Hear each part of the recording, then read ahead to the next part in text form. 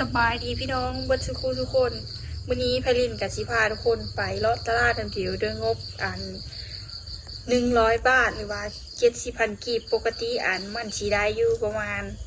67,000จากกีบเราไพลินตีขึ้นมาเป็น70,000 กีบไปเบิ้งน้ำเดียวว่าเข้าไปตลาดบ้านของไพลินเองบ่ได้อยู่ในเมืองเลยพี่น้องอยู่บ้านนอกคือเดียวแหละแต่ไปเบิ้งน้ำเดียวว่า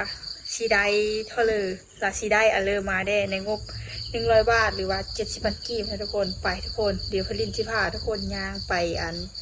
ซื้อเดียวอยู่ตลาดเนาะว่ามันจีได้เนอเดไปทุกคนย่างไปทำเดียว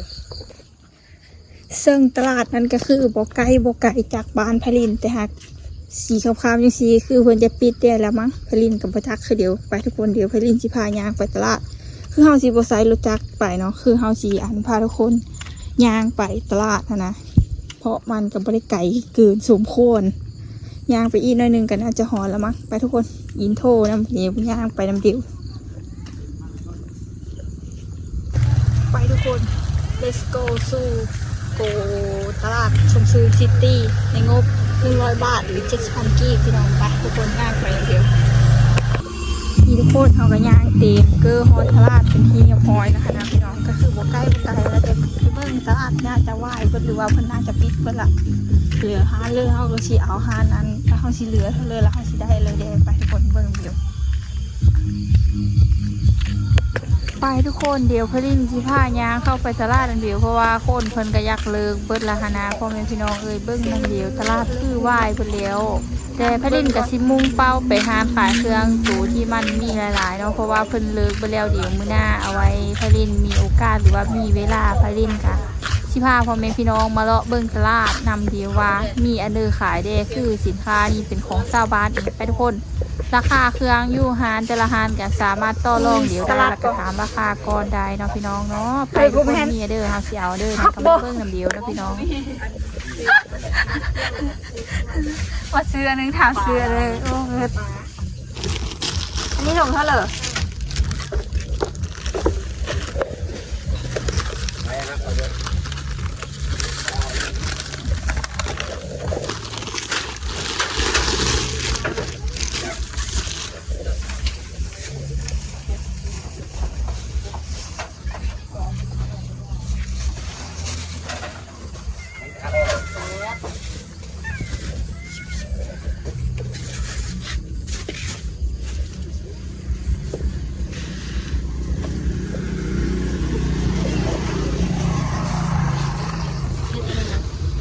เฮ็ดอันนี้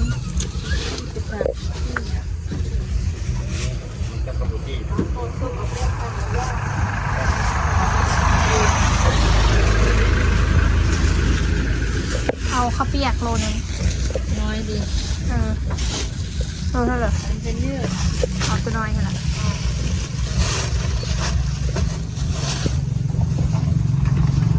เป็นเท่าไหร่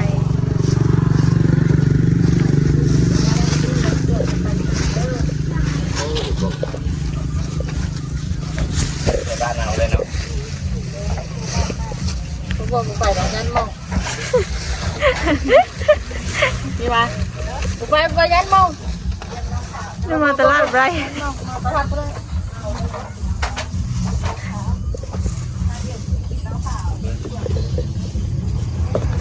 แต่งเราเลยนี่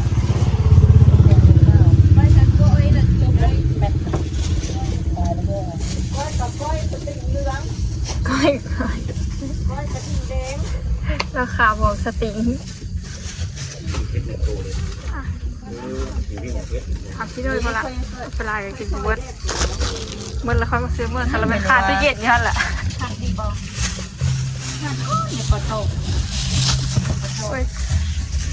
เป็นเท่าไหร่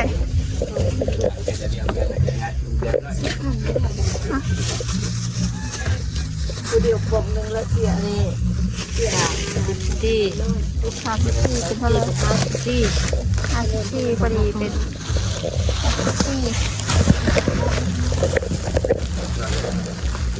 โน่นเลยไม่ช่วยเพื่อนคือไก่ก่อนมันเอามุ้งไป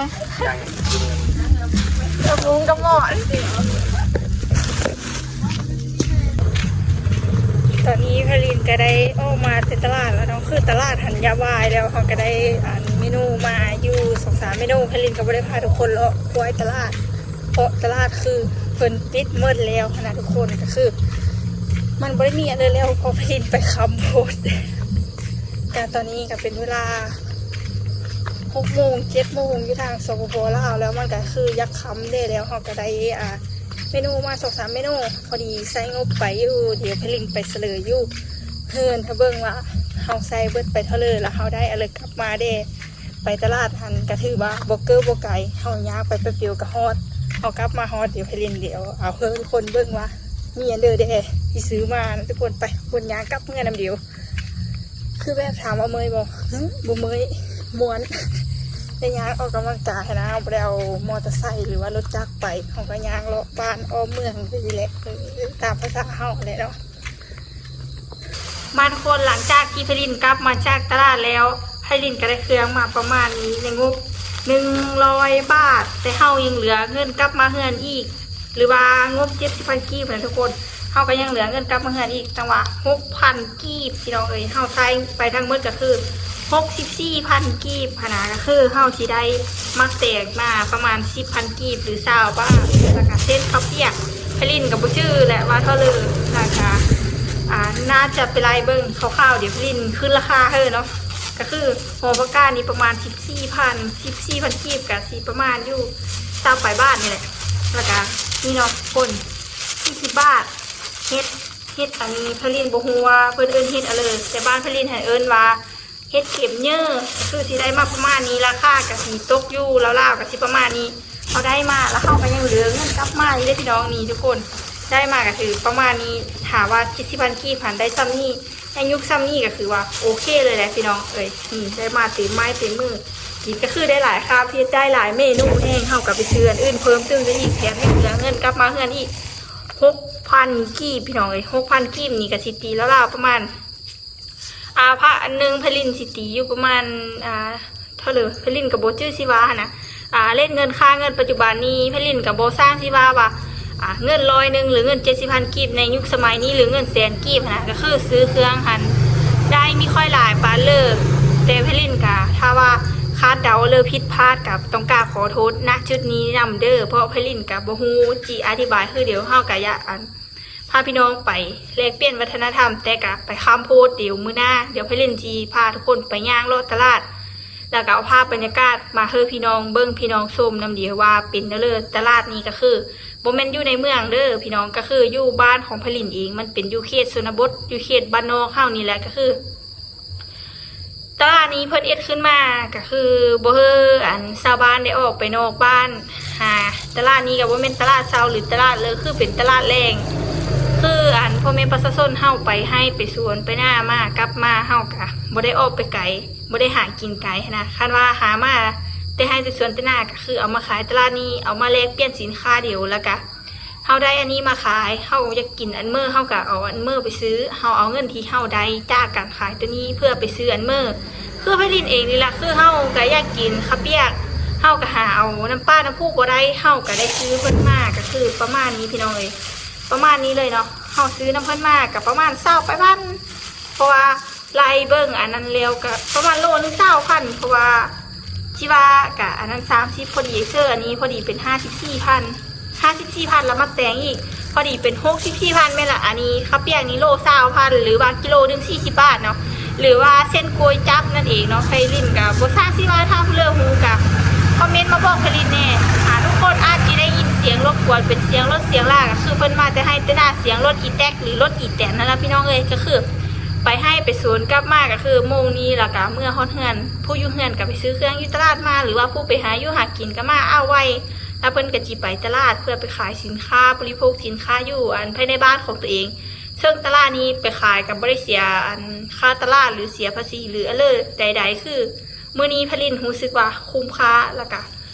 คุ้มค่าแห้งพลินบ่จักสิว่าเพราะยุคนี้เงิน100,000 กีบนะซื้อเลยมีได้หลายแต่ฮักอันนี้คือได้กลับมาเต็มไม้เต็มมือคือเงิน100 บาทหรือ70,000 กีบ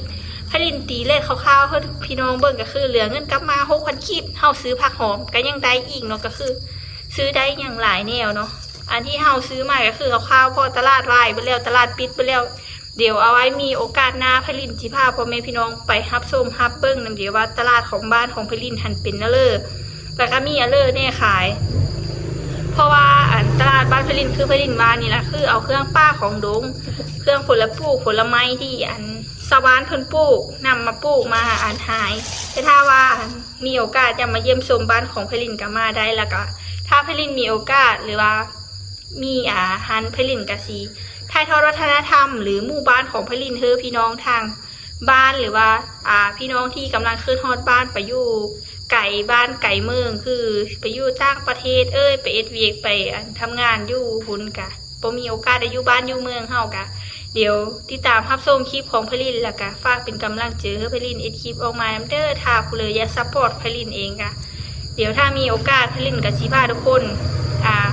เลาะบ้านของพลินมาบ้านของพลินหันเป็นเนี่ยเลยเป็นหมู่บ้านที่เยอะบ่ถามว่าหมู่บ้านเยอะกะพลินก็จะต่อไว้บ่นี้ว่าหมู่บ้านของพลินหันมีได้เยอะ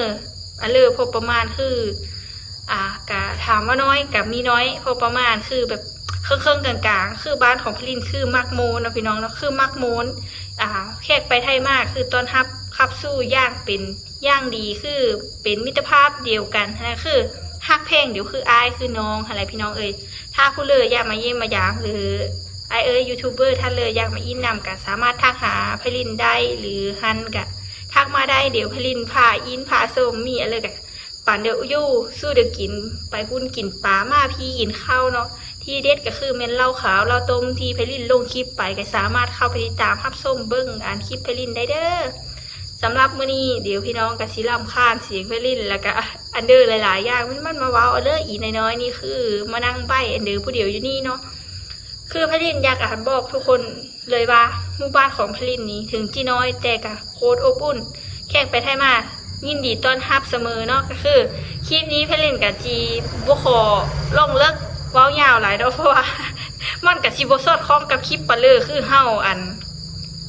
เดี๋ยวเอาไว้คลิปหน้าซะเนาะคลิปนี้ก็คือเฮาไปใส่งบ100 บาทหรือว่า70,000 กีบแต่เฮาก็เหลือเงินกลับมา 6,000 กีบเฮาก็ถือว่าเฮาใส่ไปบ่ฮอด100 บาทคือเงินยังเหลือนะ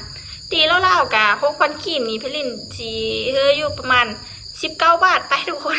ประมาณ19 บาทบ่ฮอด20 บาทเพราะว่าอีก 4,000 พุ่นเนาะอีกตั้งว่า 4,000 กีบพุ่นนะค่อยอันจิฮอดหันเลทหันเพลินก็บ่จักสิอันเว้าทุกคนฟังคือเดียวเพราะมันบรรยายบ่ถูกแล้วก็มันบ่ฮู้จิว่าค่าเงินมันเป็นเลยเดียวไผลินสิขึ้นรายละเอียดเฮ้ยเบิ่งทางข้างนี่เนาะคลิปนี้อาจสิบรรยายหลายนิดนึงก็ต้องกราบขอโทษขออภัยที่เธอพี่น้องทางบ้านรู้สึกแบบ ให้เล่นก็ต้องกราบขอโทษเนอะสำหรับค่าเงินมื้อนี้แล้วก็ของอยู่ของกินที่เฮาพาไปมาซื้อมามื้อนี้ในงบนี้ก็คือได้มาเท่าที่ไผลินเอาเฮอเบิ่งหั่นล่ะก็คือมีเฮ็ดอัน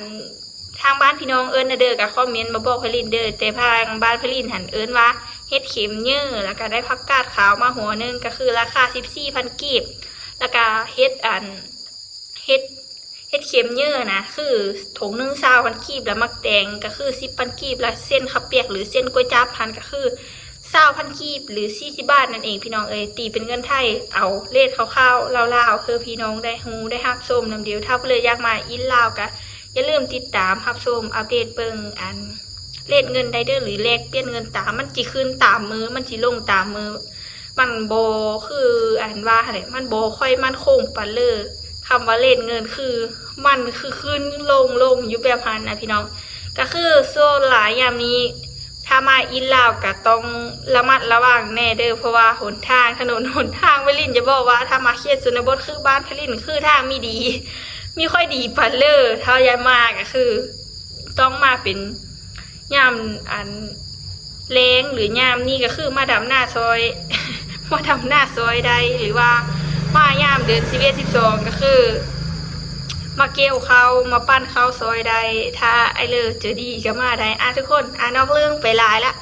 คลิปนี้คือพลินว่าต้องกราบขอโทษอีกเทนึงคือเฮานอกเรื่องไปหลายนะทุกคนสำหรับคลิปนี้พลินก็จะขอจบคลิปไว้เท่านี้คือเฮาพาทุกคนไปซื้ออันกินมาในงบ100 บาทก็ที่ได้ประมาณนี้พี่น้องแล้วก็มีอันซื้อที่ได้มาประมาณนี้พี่น้องนี่คืองบ 70,000 กีบหรือ100 บาทแต่เฮายังเหลือเงินทอนกลับมาอีก 6,000 กีบนะพี่น้องเนาะ